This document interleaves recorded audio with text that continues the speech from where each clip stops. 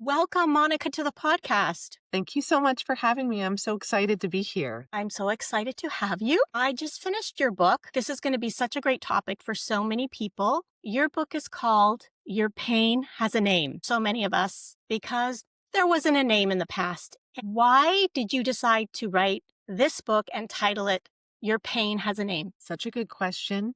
You know, I decided to write this book based on a combination of my own personal story and the work I do as a therapist. I lived for years without knowing what was happening inside of me. I didn't have a name for my pain. And so, in an absence of that name for my pain, I took on shameful narratives like something's wrong with me. I'm bad if people only knew. And I wanted to write a book that helped encourage people, even if they don't find the name in this book, which is impossible. A book couldn't be that long, right? Even if they don't find the name here, that it's one link on the chain for them to find the name for their pain so that they can separate who they are from what hurt, what happened, the stories they've been told or believed about themselves. But we have to name it in order to do that. Otherwise, it names us. So good. This was the experience of many of us when we didn't understand complex trauma or something else, where it's given another name or another Yes. understanding that could be totally false. Yes. Or we could be given that look like something's wrong with us Huh? because Mm-hmm. they don't understand. Yep. There's just so much there. Mm-hmm. What happens when we are not either given a name, then, like you said, we take on shame or an identity that something's wrong with me. Mm-hmm. Yeah. And I walked around for years thinking something is wrong with me. Mm. When there was really actually a diagnosable anxiety disorder that was happening, there was unnamed traumatic early experiences. But when we don't know that, people make the conclusion it's just me. There's just something wrong with me. And I almost wrote a whole chapter called There's Nothing Wrong with You. Now, it doesn't mean there's not behavior changes we need to do or things we need to be accountable for, of course, but there's when you don't understand what's happening, it's not an innocuous lack of knowledge. People, we fill in the stories. We're meaning makers as humans. We want to understand. And so if we don't have the accurate understanding, we fill in other stories. That is so good. And it applies to so much. So some of us who have been to therapy before there was an understanding of complex trauma and how it impacts the body, some of the narratives we were given when we did seek help was either they didn't know what it was, or you really are just not thinking properly. You need to take those thoughts of yours and change them into something positive or Mm-hmm. truthful about the situation, not Mm-hmm. understanding that while you're trying to do that, your body's like, no way, no way. Exactly. Exactly. Right. And so without naming that, it's not helping. That's right. If we don't get the accurate diagnosis, literal or metaphorical, we can't get the right medicine, literal or metaphorical. It's the same in physical health. If someone has a certain, needs an antibiotic, but they're not given one, they're not going to get better. But in mental health, it's often so much more nebulous and for understandable reasons. But I think that, a heart behind this book is not that I have the answers, but an encouragement. Hey, there are answers. Keep going until you find them. Just keep going. Yes. In your book, besides the fact that you give really helpful tools, Mhm, like mhm, regulation tools, if you're feeling this or that, I just felt it extremely validating. And mm, for someone who's feeling like, I don't know what's happening. And you gave this example of this person who came to see you and she had tremendous anxiety regarding, I believe she was in graduate school. She was feeling all kinds of anxiety coming up. And she thought something's really, really wrong with me. yes, yes. And when you went on to do, which I'm going to allow you to share, did. I still remember phone calls when people call. I always have an initial phone call with clients because I want them to get their needs met, and I wanna make sure I'm the right fit for what they need. But this person called and said, "I'm losing it. I am losing it." And as we began to work together, I'm turning because I'm thinking about my office door. I helped teach her that her brain was, because of the stress, because of her story, was really seeing threats in graduate school, was seeing threats where she was, as if right now you and I were to see a bear coming through our doors. Your nervous system can react that big and go into a fight, flight, freeze, fawn, different states in order to keep yourself safe. But the thing is, we don't teach, it's getting better. As we've said, it's getting better, but we don't teach enough that emotional triggers, historical triggers can be as jarring for your nervous system as literally seeing a bear in the woods. It can signal emergency. But that understanding then it automatically dispels the lie. Something's wrong with me. I'm losing it. It dispels that lie. And then this understanding of naming it. No, your brain is seeing bears. That's what's happening. That immediately it was, I would say probably, yeah, probably 60 to 75 or more percent of her calming down was just understanding. And then we work from there for skills of how to calm her nervous system when that happens. But How many times I stepped into therapists over the decades, too many times to name. yes. Had they just done that one thing, Yeah. so beautiful to read. So, like you said, why is that? I want you to, it's because I want you to repeat it. Yeah. Why does that calm the nervous system down? Well, it reminds me of another thing I wrote about in the book, which I'm sure you're familiar with, is this idea of name it to tame it. I think that's part of what's happening when we calm our nervous system down, is the part of your brain naming things is actually calming the part of your brain feeling the feelings about it. In that process, in that act of naming what you're experiencing, you're actually calming yourself down. But I think even more than that, it's understanding your wiring. I think that we do ourselves and each other and the therapy field a disservice by not becoming or educating people on being a student of your wiring. Like we learn, you get a physical done, you learn about cholesterol and blood pressure and these things that are really important, nutrition and fiber and protein. But we're not doing that about mental health, right? And yet we're walking around every day experiencing our nervous system and our mental health, whether we understand it or not. It is responding and reacting whether we understand what's happening or not.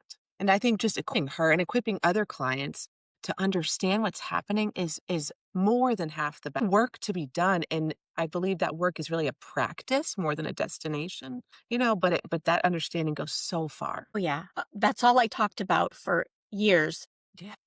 was polyvagal theory Yes. and teaching that. And it was because for me, it was so transformable. It Mm. transformed just the way I saw myself, the way I understood Mhm. myself. I saw that it was normal and Yes. made Yeah. sense. Yeah. Mhm. Yeah. Understanding that you make sense is such a relief for people.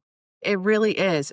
Even research about people who see their symptoms as allies, not as a condemnation of themselves. That it's I often use the language with clients like this is really unpleasant, right? What your body's doing and this anxiety you're feeling, but it might actually be trying to protect you. We just need to update the information that Mhm. you're safe and update the hardware here, because it's sort of an old alarm that's going off. Right. Right. And sometimes we have to do that often because the training was young and it was often.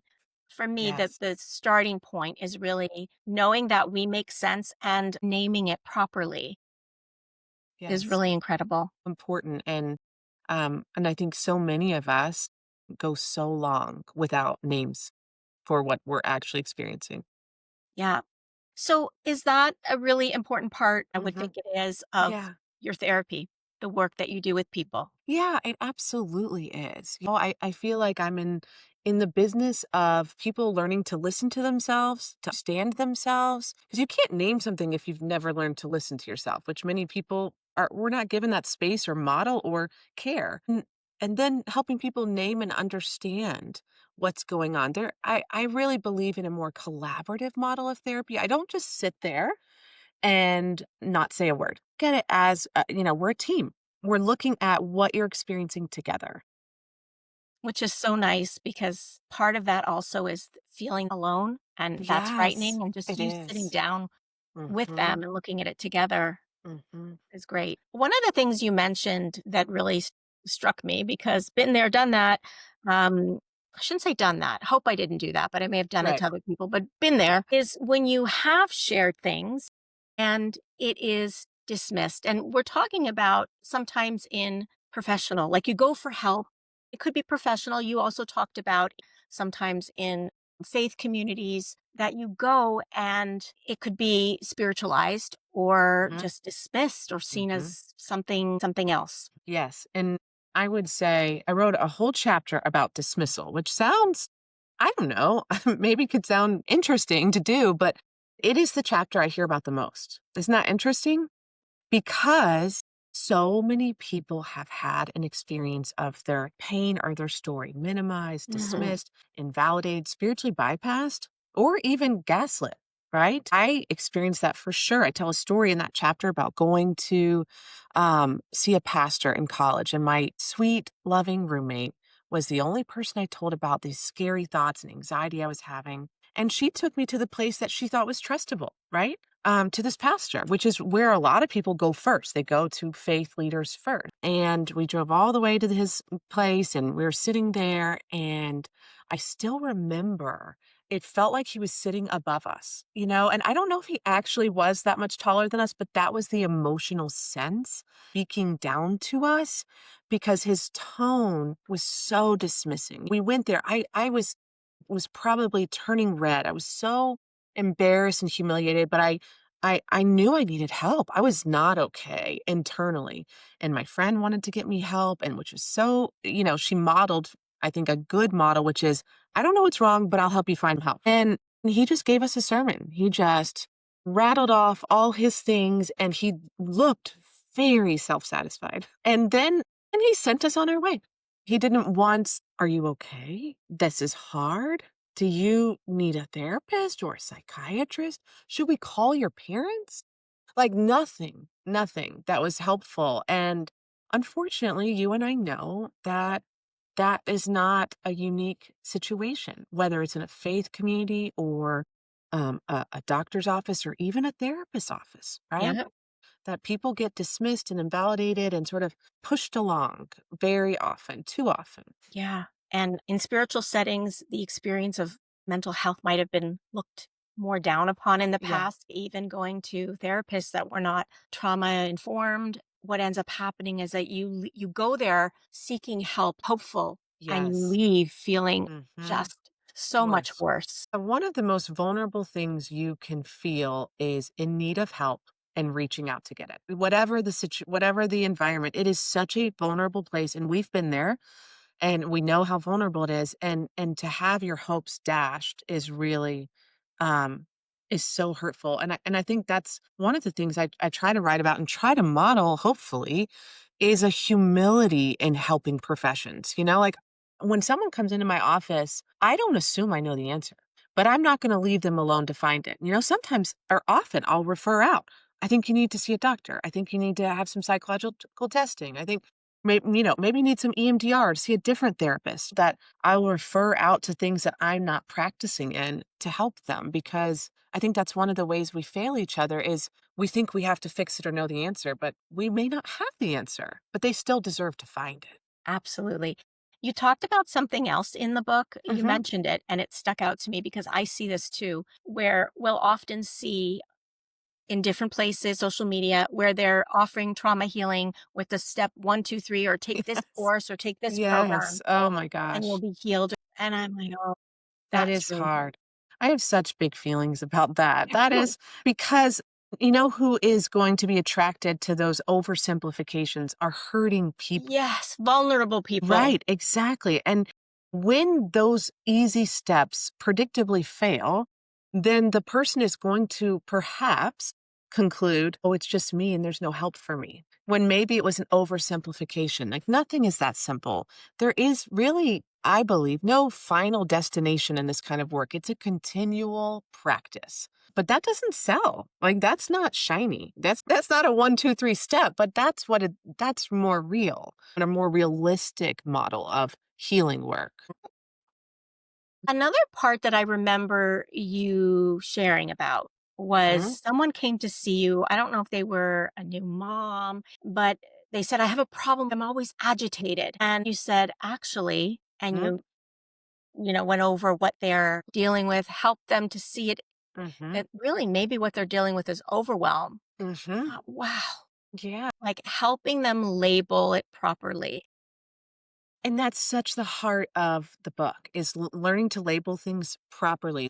Listen to how different those labels are. I'm just irritable and agitated, or I'm overwhelmed. Mm, And sometimes when I'm overwhelmed, I act in ways that are irritable and agitated that I want to change. right. But it's the oversimplification and a lack of curiosity that keeps people in that first label. That's just this: I have terrible boundaries. I'm the worst with boundaries, and I'm so sad about that. Well, there's always a reason I have found that people behave the way they behave. Maybe you struggle with boundaries because you were only loved when you said yes. You were only accepted when you said yes. But if we just stop at, well, you have terrible boundaries, you need to learn to say no.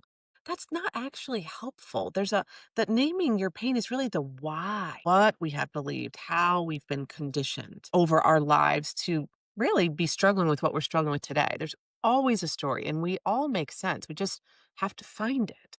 And there is always a why. I remember telling Yes. somebody that as well. There is something underneath there, and it's important to look at that. Could not agree more. And I think that can bring people relief. And even if someone's listening, can bring relief that there is a why, like behind behaviors, even behaviors that you think are destructive or unhealthy that you want to change.